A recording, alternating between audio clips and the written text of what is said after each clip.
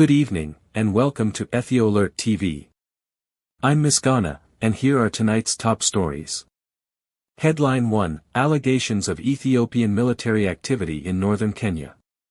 We begin with a developing story. Allegations have emerged that the Ethiopian National Defense Force is carrying out military operations inside northern Kenya, not Somalia, as previously assumed.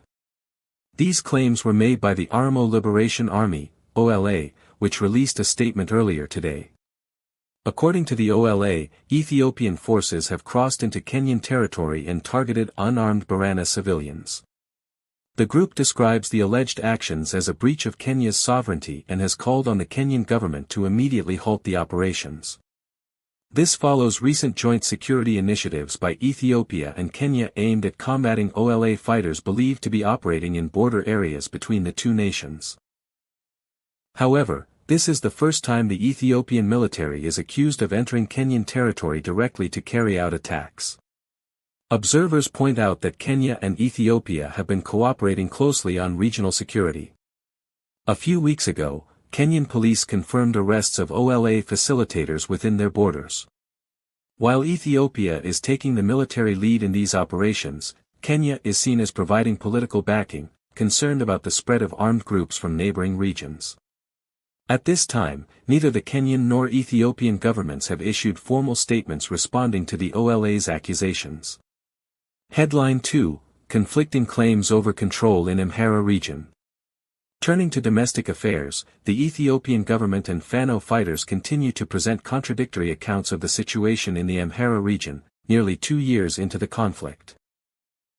Ethiopia's communications minister, Lajiz Tulu, spoke just 48 hours ago, claiming that 90% of the region is under government control. He emphasized that isolated attacks or robberies don't necessarily indicate a loss of control, stating that such incidents occur even in stable areas around the world. On the other hand, Fano fighters have recently claimed they control 80% of the region, a figure many analysts believe is highly exaggerated. Neutral observers suggest the reality lies somewhere in the middle. Estimates indicate Fano may control roughly 30 to 40% of the territory, primarily in rural or forested areas rather than major towns. Nonetheless, Fano remains a formidable force, capable of launching attacks across Amhara and beyond. Attempts by the group to advance toward Addis Ababa through Oromia were met with strong resistance, forcing a retreat.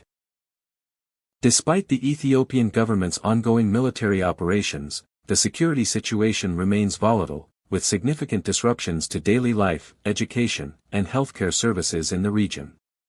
We'll continue to follow developments in both northern Kenya and the Amhara region and bring you verified updates as they become available. Stay safe.